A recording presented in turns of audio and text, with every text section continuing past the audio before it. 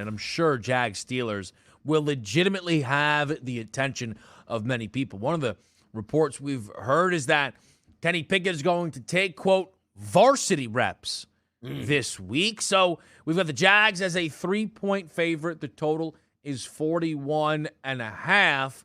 How many varsity reps are you expecting for Kenny Pickett? And what in the world are varsity reps?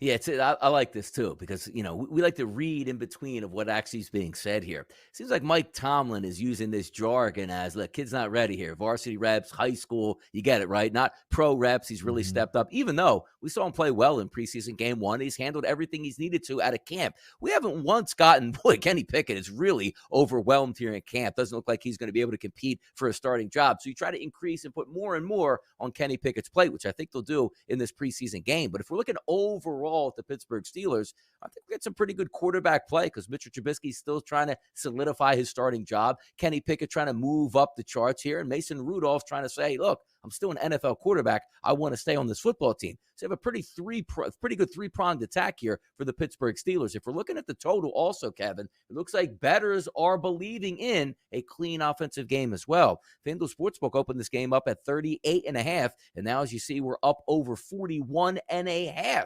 So I do believe that we get scoring in this game, and from a Jaguars perspective, I expect a little bit more out of Trevor Lawrence, maybe some more starters play tonight. This game should have the feel of a competent preseason football game. I'm feeling the over in this one. I think I am.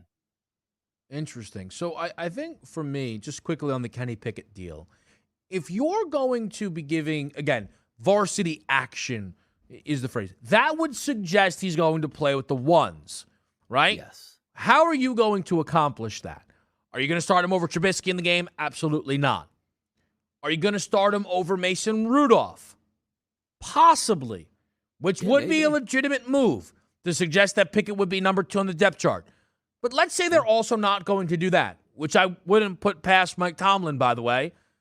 Are you going to run through all 3 of these guys in the first half? Are you going to put Kenny Pickett out there with the ones going to the half, and then he comes back out and plays with the 2/3s DRS? Like, do you see what I'm trying to get at here?